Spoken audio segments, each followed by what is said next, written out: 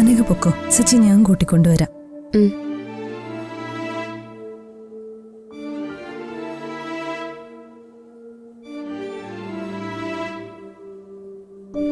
സച്ചി, ഇങ്ങനെ mood off ആയിട്ടിരുന്ന ഇവർക്കൊക്കെ സംശയം തോന്നും.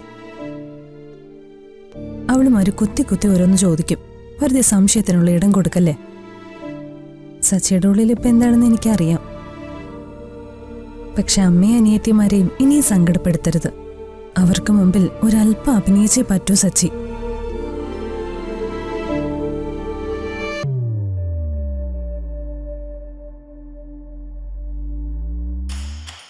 എന്താ മൂർത്തി പറയുന്നേ? ഇതിനാണോ കാടിളക്കി ലോകം മുഴുവൻ അന്വേഷിച്ചത്? ആണോന്ന്?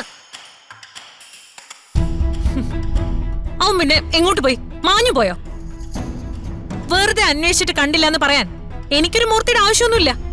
കാശ് കൊടുത്താൽ തന്നേക്കാ തണ്ടും തടിയുള്ള വേറെ നല്ല ആളുകളെ കിട്ടും. മൂർത്തിയെ കൂടെ നിർത്തുന്നതും ഒരു കാര്യം വിശ്വസിച്ചേൽപ്പിക്കുന്നതും അത് മൂർത്തിക്ക് ചെയ്യാൻ കഴിയുന്നുള്ള വിശ്വാസം ഉള്ളതുകൊണ്ടാ. ആ വിശ്വാസം മൂർത്തി ഇപ്പൊ ഇല്ലാതാക്കിയത്. മാഡം, ഞങ്ങൾ എല്ലായിടവും നോക്കി. അയാൾ എങ്ങോട്ട് പോയി എന്ന് ആർക്കും ഒരു രൂപവുമില്ല. നാണക്കേടാണ് മൂർത്തി, വെറും നാണക്കേട്. സന്ദീപിനെ കണ്ണിലെ കൃഷ്ണമണി പോലെ നോക്കാൻ തന്നെ ഏൽപ്പിച്ചതേ അവനെ ലോക്കറി വെച്ച് പൂട്ടാനല്ല, അവനെ കോടതിയിൽ ഹാജരാക്കി നമുക്ക് അനുകൂലമായിട്ട് സാക്ഷി പറയാനാ. മാഡം, ഞാൻ സകല ബാറുകളിലും നോക്കി. മദ്യപിച്ച് ഫിറ്റായി ഒരിടത്തും അബോധാവസ്ഥയിൽ കിടപ്പില്ല. ഹോസ്പിറ്റലിൽ നോക്കി, അവൻ എവിടെയും ആക്സിഡന്റ് ആയിട്ടില്ല. പോലീസ് സ്റ്റേഷനിൽ അന്വേഷിച്ചു, പോലീസ് പിടിച്ചുകൊണ്ട് പോയിട്ടില്ല. പിന്നെ അവൻ എന്ത് സംഭവിച്ചു? മാഡം, എന്റെ ബലമായ സംശയം ആരോ അവനെ കൃത്യമായി ഒളിപ്പിച്ചിട്ടുണ്ടെന്നാണ്.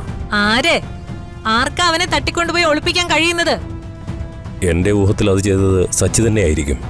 കോടതിയിൽ സന്ദീപ് സാർ എത്താതിരിക്കേണ്ടത് അയാളുടെ ആവശ്യമാണ്. സച്ചിയോ? അവൻ അതിനുള്ള ബുദ്ധിയുണ്ടെന്ന് താൻ ഇപ്പോഴും വിശ്വസിക്കുന്നുണ്ടോ? ഇല്ല, സച്ചിക്ക് അതിനുള്ള ധൈര്യമില്ല.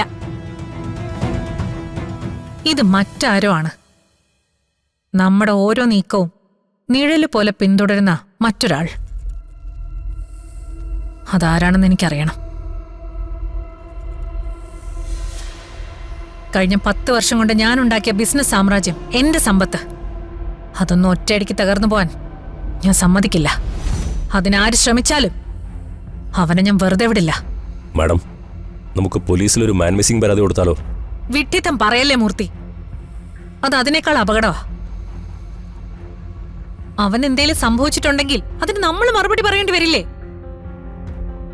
കേസ് തോറ്റാൽ ഇന്നുവരെയുള്ള സർവ്വസമ്പത്ത് നഷ്ടപ്പെടുന്ന മാത്രമല്ല, നേരെ പോകുന്നതേ ജയിലിലേക്കായിരിക്കും. സച്ചിയാണിത് ചെയ്തതെങ്കിൽ ഉറപ്പായും സന്ദീപിനെ അവൻ നമുക്കെതിരെ ഉപയോഗിക്കും. നമുക്കെതിരെ സന്ദീപ് കോടതിയിൽ വാ തുറന്നാൽ പിന്നെ എന്റെ നിന്റെ അന്ത്യമാ. ഇനി സച്ചിയല്ല മറ്റാരെങ്കിലുമാണ് ഇത് ചെയ്തതെങ്കിൽ അതാരാണെന്ന് ഉടനെ കണ്ടെത്തണം. മറഞ്ഞിരുന്ന് എനിക്കെതിരെ കരുക്കൾ നിൽക്കുന്ന പുതിയ ശത്രു ആരാണെന്ന് കണ്ടെത്തിയേ പറ്റൂ.